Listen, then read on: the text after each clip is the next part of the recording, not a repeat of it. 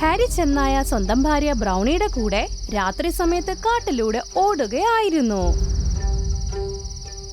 ഓടി ഓടി എന്റെ കാല് തളരുന്നു. അല്ലെന്ന് നമ്മൾ എന്തിനാ ഓടുന്നത്? കാരണം ഈ പ്രദേശത്തൊരു മാന്ത്രിക പക്ഷിയുണ്ട്. ഇത് കേട്ട് പെട്ടെന്ന് ബ്രൗണി അങ്ങ് നിന്നുപോയി. അവൾ എന്നിട്ട് ഭർത്താവിനോട് പറഞ്ഞു, മാന്ത്രിക പക്ഷിയോ? മനസ്സിലായില്ല എനിക്ക്. ഒരു മാന്ത്രിക മൂങ്ങ ഈ പ്രദേശത്ത് താമസിക്കുന്നുണ്ടത്രേ. അത് ഇവിടെയുള്ള ഓരോ ജീവിയോടും കുഴപ്പിക്കുന്ന ചോദ്യം ചോദിക്കും. അതിനിപ്പോ ഇവിടെ പേടിക്കാൻ എന്താ ഉള്ളേ? അത് ചോദിക്കുന്ന ചോദ്യത്തിന് നമ്മൾ ശരിയായി ഉത്തരം നൽകിയിട്ടില്ലെങ്കിൽ തന്റെ മുമ്പിലിരിക്കുന്ന ആരായാലും അതിനെ കല്ലാക്കി മാറ്റിക്കളയും. കല്ലായി മാറി കുറച്ചു ദിവസം കഴിഞ്ഞാൽ അത് അവിടെ നിന്ന് അപ്രത്യക്ഷമാവുകയും ചെയ്യും. അതെ, എന്റെ മുഖം നോക്കി നിൽക്കാതെ മനുഷ്യ ഒന്ന് ഓട്. അവരോടി കുറച്ചു ദൂരം എത്തിയതേ ഉണ്ടായിരുന്നുള്ളൂ. അപ്പോഴേക്കും ഒരു പക്ഷിയുടെ ശബ്ദം അവരുടെ കാതുകളിൽ വന്നു. നിങ്ങളെ രണ്ടുപേരെയും ഞാൻ കണ്ടു കഴിഞ്ഞു. ഇനി ഓടി രക്ഷപ്പെട്ടിട്ട് ഒരു കാര്യവുമില്ല.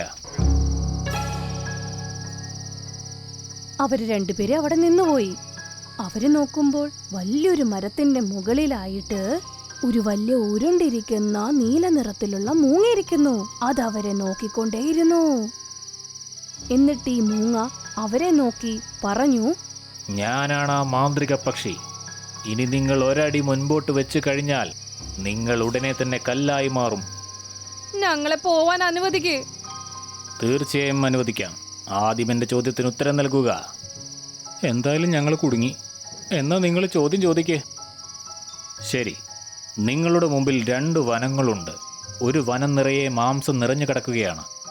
ഇനി രണ്ടാമത്തെ കാട്ടിലാകട്ടെ ഭക്ഷണത്തിൻ്റെ ഒരു അടയാളം പോലും എവിടെയുമില്ല. ഇതിൽ നിങ്ങൾ ഏത് കാട്ടിലേക്ക് പോവും? ഇത് വളരെ എളുപ്പമുള്ളൊരു ചോദ്യമാണല്ലോ. ഞാനാകെ പേടിച്ചു പോയി. തീർച്ചയായും ഞാൻ മാംസം കിട്ടുന്ന കാട്ടിലേക്ക് തന്നെ പോകും. ഇത്രയും പറഞ്ഞു കഴിഞ്ഞപ്പോ ഹാരി ചെന്നായും ബ്രൗണിയും കല്ലായി മാറി. നീല നിറത്തിലുള്ള മൂങ്ങ കിരണങ്ങൾ വന്ന് അവിടുന്ന് അപ്രത്യക്ഷമായി. അടുത്ത ദിവസം ബില്ലി മുയൽ ആ വഴി പോകുകയായിരുന്നു. അപ്പൊ ഹാരിയും ബ്രൗണിനെയും കല്ലായ രൂപത്തിൽ കണ്ട് വല്ലാതെ അങ്ങ് പേടിച്ചുപോയി. ഓടിക്കൊണ്ട് സിംഹ ഷെയറിന്റെ ഗുഹയിലോട്ട് പോയി.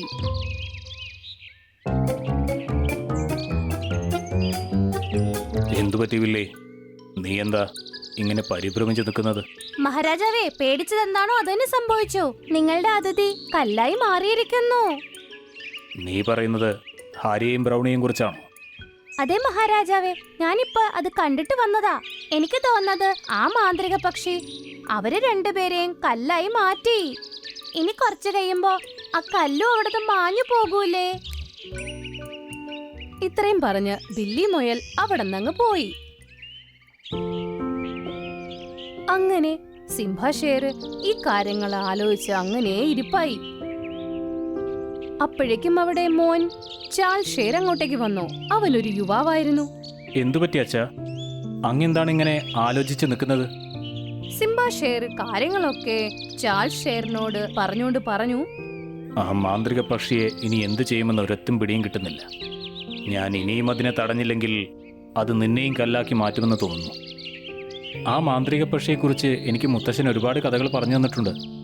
വിചിത്രം തന്നെ. അത് ആരെങ്കിലും കല്ലാക്കി മാറ്റിക്കഴിഞ്ഞാൽ കുറച്ച് ദിവസം കഴിഞ്ഞ് അപ്രത്യക്ഷമാവുന്നതാണ്. പിന്നെ അവരെങ്ങോട്ടാ പോകുന്നത്? നമുക്കെന്തായാലും ഇതിന്റെ രഹസ്യം കണ്ടുപിടിക്കണം അച്ഛാ. സിംബ ഷേറിന്റെ മകൻ ചാൾസ് നല്ല ബുദ്ധിയുള്ളവനും മിടുക്കനുമായിരുന്നു. ചാൾസ് ഷേർ ആ മരത്തിന്റെ അടുത്ത് പോയി. അവിടെയാണ് നീല നിറത്തിലുള്ള മൂങ്ങ ഇരിക്കുന്നത്. താൻ ഈ കാട്ടിലെ രാജാവ് സിംബയുടെ മകനല്ലേ? ഈ കാടിന്റെ അടുത്ത രാജാവ്. നീ ഇതുവഴി പോകുന്നവരോടെല്ലാം കുഴപ്പിക്കുന്ന ചോദ്യം ചോദിക്കാറുണ്ടല്ലേ? പിന്നെ അവരെ കല്ലാക്കി മാറ്റാറുണ്ടല്ലേ? നിന്റെ ചോദ്യം എന്താ? എന്നോട് ചോദിക്കേ. അപ്പൊ നീ യഥാർത്ഥ സിംഹമായി മാറിയല്ലേ? മൂങ്ങ അവനോടും ആ ചോദ്യം തന്നെയാണ് ചോദിച്ചത്. ഹാരിയോടും ബ്രൗണിയോടും ചോദിച്ചത്. മൂങ്ങ ചോദിച്ച ചോദ്യം കേട്ട് ചാൾസ് ഷേർ നല്ല ആലോചനയിലായി. സ്വയം പറഞ്ഞു, ഈ ചോദ്യത്തിൽ എന്തോ രഹസ്യം ഒളിഞ്ഞു കിടപ്പുണ്ട്. ഞാൻ ഇതിന് വിപരീത ഉത്തരം നൽകും. വെള്ളവും ഭക്ഷണവുമില്ലാത്ത കാട്ടിലേക്ക് പോകണമെന്നാണ് ഞാൻ ആഗ്രഹിക്കുന്നത്. ഇതിനുത്തരം നൽകുന്ന ആദ്യത്തെ മൃഗം നീയാണ്. പക്ഷെ ഞാൻ നിന്നെ മറ്റൊരു വനത്തിലേക്ക് മാറ്റുകയാണ്. മാന്ത്രിക മൂങ്ങ അങ്ങനെ പറഞ്ഞതേ ഉണ്ടായിരുന്നുള്ളൂ. ചാൾസ് ഷേർ അവനെ പിന്നെ കാണുന്നത് വേറൊരു കാട്ടിലായിരുന്നു. ആ കാട്ടിൽ ഒരു പച്ചപ്പ് പോലും ഉണ്ടായിരുന്നില്ല. അവിടുത്തെ മരങ്ങളും ചെടികളും ഒക്കെ ഉണങ്ങി വാടിയിരിക്കുകയായിരുന്നു. ആ കാട്ടിൽ ജീവിക്കുന്ന ഒരു പ്രാണിയോ പക്ഷിയോ ഉണ്ടായിരുന്നില്ലായിരുന്നു. ചാൾസ് സ്വന്തമായി പറഞ്ഞു, തീർച്ചയായും ഇവിടെ എന്തോ രഹസ്യമുണ്ട്. അപ്പോ ചാൾസിന്റെ ചെവിയിൽ കുറെ മൃഗങ്ങളുടെ ശബ്ദം കേൾക്കാനിടയായി. ചാൾസ് ആ കേട്ട മൃഗങ്ങളുടെ ശബ്ദത്തിന്റെ അങ്ങോട്ടേക്ക് ഓടാൻ തുടങ്ങി. കുറച്ചേരം കഴിഞ്ഞ് ചാൾസ് ഷേർ ഓടി ഓടി ഒരു ഗുഹയുടെ അടുത്ത് വന്നെത്തി. ചാൾസ് ഷേർ കണ്ടു ആ ഗുഹയുടെ പുറത്ത് ഒരു വലിയ വലയിട്ടിരിക്കുന്നു. ആ വലയുടെ അകത്ത് ചാൾസ് ഷേറിന്റെ കാട്ടിലെ എല്ലാ മൃഗങ്ങളും അതിന്റെ അകത്തുണ്ടായിരുന്നു. കല്ലായി മാറിയ മൃഗങ്ങളൊക്കെ അവിടെയായിരുന്നു ഉണ്ടായിരുന്നത്.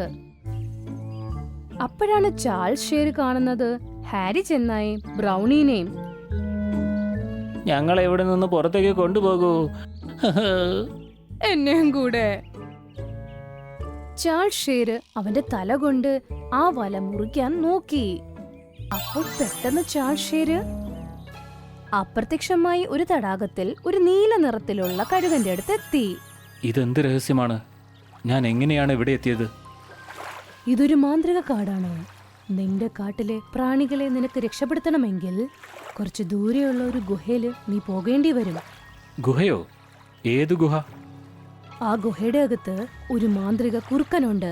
അതിനെ നീ കൊല്ലേണ്ടി വരും. പക്ഷെ ഒരു കാര്യം ഓർക്കണം, അതിനെ കൊല്ലാൻ അത്ര എളുപ്പമൊന്നുമല്ല. അത് മരിച്ചാൽ അതിന്റെ രഹസ്യം എനിക്കറിയാം. അത് മരിച്ചാൽ എല്ലാം ശരിയാകും. നീ ചോദിച്ച ചോദ്യങ്ങളുടെ ഉത്തരം നിനക്ക് കിട്ടും. എങ്കിൽ ശരി, എന്നെ ആ ഗുഹയുടെ അടുത്തേക്ക് കൊണ്ടുപോകൂ. നീലക്കഴുകൻ ആ ഗുഹയിലോട്ട് ഓടാൻ തുടങ്ങി. ചാൾസും അതിന്റെ പുറകെ തന്നെ ഓടാൻ തുടങ്ങി.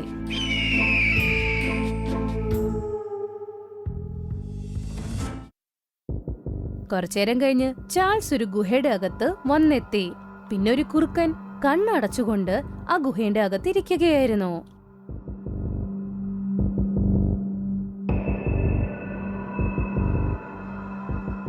അവസാനം ഭവിഷ്യവാണി പോലെ തന്നെ നീ ഇവിടെ വന്നെത്തി. എന്ത് പ്രവചനം? ഭവിഷ്യവാണി അനുസരിച്ച് സിംഹ ഷേറിന്റെ മകൻ ഇവിടെ വരുമെന്നുണ്ടായിരുന്നു. എന്നെ വന്ന് കൊല്ലും. സത്യം പറ, നീ ആ മാന്ത്രിക പക്ഷി ചോദിച്ചതിന്റെ ഉത്തരം തിരിഞ്ഞല്ലേ പറഞ്ഞത്? വിട്ടുതരം പറയരുത്. എന്റെ കാട്ടിലെ മൃഗങ്ങളെല്ലാം വിട്ടയക്കേ. നീ ഇവിടെ വന്നത് ശരി, തിരിച്ചു ജീവനോടെ പോകുമെന്ന് വിചാരിക്കണ്ട. നീ പെട്ടെന്ന് അതിന്റെ കഴുത്തിൽ ആക്രമിക്ക്, എന്നാലേ അത് മരിക്കുകയുള്ളൂ.